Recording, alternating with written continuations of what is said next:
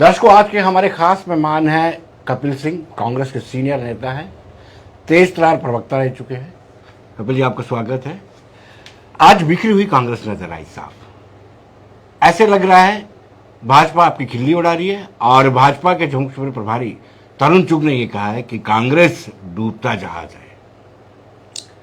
भाजपा ने ऐसा लगता है कि ठान ली है कि पूरे देश को डुबोना है जी। पूरे देश को डुबाने जा रही है भारतीय जनता पार्टी। लघु उद्योग खत्म कर दिया, रोजगार खत्म कर दिया। कोरोना काल में 45 लाख से ज्यादा लोग मारे जा चुके हैं और ये इंटरनेशनल डाटा है जी। आज जीडीपी को खत्म कर दिया भारतीय जनता पार्टी ने। और अगर हम भारतीय जनता पार्टी के नेताओं की बात करें तो एक लंबी लिस्ट है जो भारतीय जनता पार्टी छोड़ चुके हैं, चाहे वो शत्रुघ्न सिन्हा जी हों, कीर्ति आजाद जी हों, यशवंत सिन्हा हों और बड़े सारे नेता। यहां तक हम बात करें कांग्रेस की तो कांग्रेस का कार्यकर्ता आज भी कांग्रेस के साथ अडिग है और शाना बशाना चल रहा है। नेताओं के जाने से आने से ना ही कोई पार्टी बनती है और ना ही कोई पार्टी बिखरती है। लेकिन कपिल जी, पहले घर में झांक लेना चाहिए, गिरेबान में झांक लेना चाहिए। आज ही आपके 60 बड़े नेता आजाद के समर्थन में गए हैं और उन्होंने पार्टी को छोड़ दिया है। तो कहीं ना कहीं झटका तो लगा है कांग्रेस को। आप माने ना माने, दिल को बहलाने के लिए गालिब ख्याल अच्छा है। आपने शब्द यूज किया नेता जी। कार्यकर्ता कोई छोड़ के नहीं गया जी। और पार्टी जो है वो कार्यकर्ताओं के साथ होती है जी। नेताओं के साथ नहीं होती जी। जब तक कार्यकर्ता किसी नेता के पीछे चट्टान की तरह मजबूत होकर ना खड़ा हो तो नेता की कोई बुकत नहीं होती। और आज कांग्रेस का जो कार्यकर्ता है वो कांग्रेस के साथ चट्टान की तरह खड़ा है। यानी आप ये कह सकते हैं कि सिर्फ बड़े बड़े नेता के वर्कर कोई नहीं गया, कैडर इंटैक्ट है। कैडर इंटैक्ट है। कांग्रेस का कैडर इंटैक्ट अगर नहीं होता तो कांग्रेस इतनी जुझारू रूप से आपको सड़कों पे दिख रही है कैसे दिखती? क्योंकि कांग्रेस जिस तरह से भारतीय जनता पार्टी की दमनकारी नीतियों का विरोध कर रही है, महंगाई का विरोध कर रही है, उससे साफ जाहिर होता है कि कांग्रेस का कार्यकर्ता जो है वो पार्टी के साथ है। लेकिन कैसे चलेगी पार्टी अब? इतने सीनियर लीडर जो गाइड करते थे कैडर्स को, वो सब के सब पार्टी को छोड़ के चले गए। देखिए, नए चेहरों को मौका मिलेगा। जनता ऑलरेडी ऐसे चेहरों से फेडअप थी जी। और उनमें से ज्यादातर नेताओं को पता था कि आगामी समय में पार्टी ना तो उन्हें कोई पद देना चाहती है, ना ही अब उनकी प्रतिष्ठा बरकरार थी। और पार्लियामेंट की या असेंबली की टिकट उनको देना वो तो बड़ी दूर की कौड़ी थी। अब उनको पता था कि पार्टी उनको मैंडेट नहीं देगी, इसीलिए एक एक करके ऐसे नेता छोड़ के जा रहे हैं कांग्रेस को। यानी ये मौका प्रस्ती की राजनीति है कि उनको लगता था कि कांग्रेस के रहते हुए उनको टिकट नहीं मिलने वाली है, या वो टिंटेड छवि वाले थे, इसलिए उन्होंने गुलाम नबी आजाद का दामन थामा।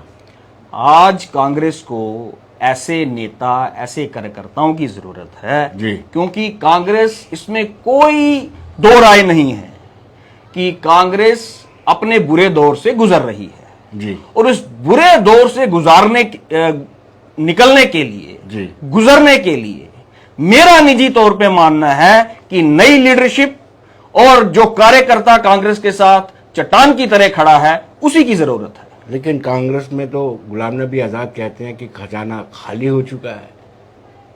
तो फिर ये सवाल आपको गुलाम नबी जी से पूछना चाहिए कि अगर खजाना खाली हुआ कांग्रेस का तो गुलाम नबी जी ने उस खजाने में से कितना लूटा जी। आखिर वो खजाना लूटा जी। तभी वो खजाना खाली हुआ जी। अगर कांग्रेस की सीनियर लीडरशिप जो आज एक एक करके कांग्रेस को छोड़ के जा रही है, अगर वो खजाना भरने का काम करते, अगर वो जनता के बीच में रहते, अगर वो लोकसभा में जीत कर आते तो आज कांग्रेस का खजाना बचा हुआ होता। कांग्रेस ने इनको राज्यसभा में 40-40 साल बिठा के रखा, इसीलिए कांग्रेस का खजाना जो है वो खाली होता प्रतीत हो रहा है गुलाम नबी जी को। लेकिन कुल मिला के कांग्रेस का या गुलाम नबी आज़ाद के समर्थकों का कहना है कि गुलाम नबी आज़ाद की अपनी इमेज के कारण, अपनी मेहनत के कारण, अपनी मशक्क़त के कारण उनको ये कद मिला, ये समय मिला और ये मौका मिला उनको। मैंने गुलाम नबी जी का इंटरव्यू देखा भी और सुना भी। जी, उन्होंने कहा कि वो स्टेट्स जीत कर आते थे तो उन्हें रिवार्ड दिया जाता था। हरियाणा में वो प्रभारी थे, कांग्रेस हार गई। जम्मू कश्मीर में वो खुद इलेक्शन हार गए और जम्मू कश्मीर में उनकी सरपरस्ती में कांग्रेस 2 बार हार गई। जी, तो फिर उनका ग्राफ, उनका चेहरा, उनकी लीडरशिप कैसे इंटैक्ट है? मैं सवाल पूछता हूं आपके माध्यम से। लेकिन कहीं ना कहीं आपके पास जो लोग हैं उनका भी तो अच्छे तरीके से इस्तेमाल नहीं हो पाया है। जैसे वकार रसूल है, अगर आए हैं वो जीएम सरूरी को चाहते थे गुलाम नबी आज़ाद, शायद ये भी एक नाराजगी थी उनकी। देखिए, जो करते थे दुकानें दर्दे दिल, आज वो अपना कारवां आगे बढ़ा गए। आज जो लीडरशिप है कांग्रेस के पास वाइब्रेंट है और सफिशिएंट है जनता की उम्मीदों के ऊपर खरा उतरने के लिए। लेकिन बड़े बड़े कद्दावर नेता तो पार्टी को छोड़ गए हैं ना, आपको ये मान के चलना चाहिए। मैंने कहा फेसेस ना, भी बड़े इंपॉर्टेंट रहते हैं। मैंने कहा ना, नेता जी, कार्यकर्ता नहीं छोड़ के गए। जी, मैं एक कार्यकर्ता हूं अदना सा कांग्रेस का, मैं आपके साथ बैठा हूं, मैं कांग्रेस के साथ हूं और कांग्रेस का कार्यकर्ता रहूंगा। नहीं कपिल जी, अब जैसे बदलाव आया है, आपने देख ही लिया, गुलाम नबी आज़ाद ने पार्टी को छोड़ा है। कांग्रेस की रणनीति में क्या बदलाव आएगा? किस तरह की चेंज स्ट्रेटेजी में होगी? वही स्ट्रेटेजी रहेगी। नई लीडरशिप के साथ उभरेगी कांग्रेस, उतरेगी जनता के बीच में और कार्यकर्ता जो है वो कांग्रेस का, वो आज उम्मीद करता है हमारी सीनियर लीडरशिप से कि नए चेहरे दिए जाएं और कार्यकर्ता कांग्रेस के साथ आज भी अडिग है और छाना बशाना चलने के लिए तैयार है। लेकिन कहीं ना कहीं ये आरोप लगते हैं कि हाईकमान में आंतरिक लोकतंत्र नहीं है, पार्टी की इंटरनल डेमोक्रेसी नहीं है और अब इलेक्शन भी होने वाले हैं एआईसीसी के। आप शायद भारतीय जनता पार्टी की बात कर रहे हैं। नहीं, मैं कांग्रेस की जिस बात तरह से भारतीय जनता पार्टी की लीडरशिप, जिस तरह से भारतीय जनता पार्टी तानाशाह रवैया अख्तियार करते हुए आज इस देश के ऊपर हुकूमत कर रही है, कांग्रेस ने इस देश के अंदर लोकतंत्र की स्थापना की है, तो कोई कैसे कह सकता है कि कांग्रेस के अंदर लोकतंत्र नहीं है?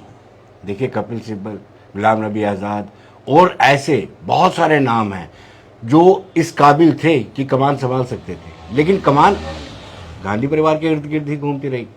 शायद ये भी लोगों में नाराजगी होगी। दी तो थी कमान। जी, कितने राज्यों का प्रभारी बनाया इन बड़े बड़े नेताओं को। जी, क्या रिजल्ट रहा 2014 की इलेक्शन का, क्या रिजल्ट रहा 2019 के अंदर? आप देखिए, अगर ये लीडरशिप इस काबिल होती तो कांग्रेस को सरवाइव करवाते। जी, आज जब कांग्रेस जो है वो एक नई लीडरशिप लेके उतरना चाहती है, जनता के बीच में जाना चाहती है, नई लीडरशिप को उभारना चाहती है, तो सबसे पहले रोड़ा अटकाने का काम इसी सीनियर लीडरशिप ने किया जो आज एक एक करके पार्टी छोड़ के जा रहे हैं। ये कभी आप कह रहे हैं कि कैडर इंटैक्ट है, लेकिन कैडर जब रिजाइन देता है उसका नाम थोड़ी आता है कि फलान संजीव कुमार ने पार्टी को छोड़ा उसके समर्थन में। ये तो लीडर छोड़ेंगे, उन्हीं का नाम आएगा जो फॉर्मर एमएलए होंगे, पंच सरपंचेस होंगे, इनके साथ भी तो कैडर होगा ना। आप तो बड़ा दावा कर रहे हैं कि कैडर इंटैक्ट है। आज जब हमारे नए अध्यक्ष वकार रसूल जी का भव्य स्वागत हुआ, जम्मू में, कश्मीर में भी हुआ, तो कांग्रेस कार्यकर्ता ने ये दिखाया कि कांग्रेस का कैडर जो है वो इंटैक्ट है। आज आपको हजारों की तादाद में कांग्रेस कार्यकर्ता सड़कों पर दिखे और नए अध्यक्ष के स्वागत करने के लिए आपको दिखे। लेकिन देखिए, आपको आपकी जो मजबूरियां मैं समझता हूँ, एक सीनियर लीडर होने के नाते आपको डिफेंड करना पड़ता है, लेकिन आप ही देखिए, कल 2 प्रवक्ता, राष्ट्रीय प्रवक्ता जम्मू में मौजूद थे। कहीं ना कहीं डैमेज कंट्रोल की एक्सरसाइज की जा रही है, तो ये ऐसा मैसेज ना जाए कि कांग्रेस धराशायी हो चुकी है। पत्तों की तरह बिखर गई है। वो तो 4 सितंबर का जो जी। महंगाई हल्ला बोल का एक कार्यक्रम कांग्रेस करने जा रही है, उसको वाबस्त, उसको नजर रखते हुए, मद्देनजर रखते हुए हर प्रदेश के अंदर कांग्रेस के सभी प्रवक्ताओं ने प्रेस ब्रीफिंग की, तो उसको आप इससे जोड़कर नहीं देख सकते। लेकिन कपिल जी देखिए, आप एक फॉर्मर चीफ मिनिस्टर, एक farmer deputy chief minister, former cabinet minister, almost बड़े बड़े जितने भी फॉर्मर एमएलए एमएलसी हैं, उन्होंने पार्टी छोड़ दी है। उसके बावजूद भी आपको भरोसा है? बिल्कुल भरोसा है, और कांग्रेस के कार्यकर्ता पर भरोसा है, जनता के ऊपर भरोसा है। लेकिन कार्यकर्ताओं ने तो अभी तक जो रोल प्ले करना चाहिए विपक्ष को, आपको, कांग्रेस को, वर्कर्स को, वो नहीं कर पाई है। आज भी लोग सड़कों पर हैं, लोगों का दिल आप नहीं जीत पाए हैं। आज भी महंगाई का दर, किस इन्फ्लेशन रेट कहां पर जा रहा है, आप देखिए, बेरोजगारी कहां जा रही है, उसके बावजूद भी आप अपनी हमदर्दी गेन नहीं कर पाए हैं। कांग्रेस ने सैकड़ों प्रदर्शन किए हैं। जी। इस बात का सबूत है कि कांग्रेस आए दिन सरकार की गलत नीतियों के खिलाफ प्रदर्शन करती है, सड़कों पर भी मौजूद रहती है। लेकिन जिस तरह से मीडिया को भारतीय जनता पार्टी ने हाईजैक कर रखा है, उस तरह से कवरेज जो है वो कांग्रेस के प्रदर्शनों को नहीं मिल पा रही, और ना मिलने के कारण जनता को शायद ऐसा लगता है कि कांग्रेस उनकी आवाज नहीं उठा पा रही। लेकिन कांग्रेस वक्त बा वक्त हमेशा आवाज उठाती है और उठाती रहेगी। कपिल जी, का आपको क्या लगता है, कब से ये सरकार, दिल्ली वाली सरकार, गलत कर रही है?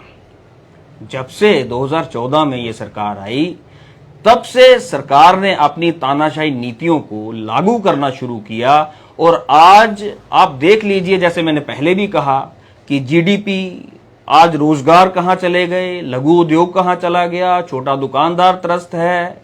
इतने टैक्सेस इंपोज करने के बाद ये सरकार क्या मैसेज देना चाहती है? जब आप बच्चों के दूध, दही, पेंसिल शार्पनर के ऊपर टैक्स लगाएगी सरकार, तो उसके बाद सरकार के पास बचा ही क्या है? यानी सरकार दमनकारी नीतियां इख्तियार कर रही है, और अनफॉर्चुनेटली कहें या उसके बावजूद भी सरकार जीतती जा रही है, भारतीय जनता पार्टी जीतती जा रही है, और कांग्रेस? वो आप उन मीडिया चैनल से पूछिए जी।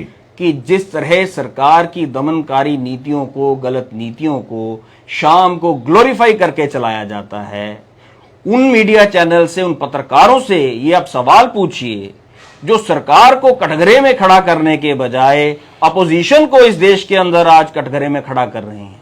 लेकिन कपिल जी, आखिरी सवाल आपसे ये जानना चाहूंगा कि बावजूद आप लोगों को कन्विंस नहीं कर पाए, लोगों के बीच में जगह नहीं बना पाए हैं, क्योंकि पब्लिक और मीडिया के बीच में बड़ा अंतर होता है।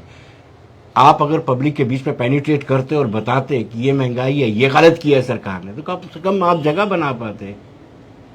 हम जनता को बता भी रहे हैं, एजुकेट भी कर रहे हैं। जितने हमारे पास वसाइल हैं, हमारे कार्यकर्ता, हमारे नेता एवरी नुक एंड कॉर्नर में जा जाकर जनता को जागरूक कर रहे हैं।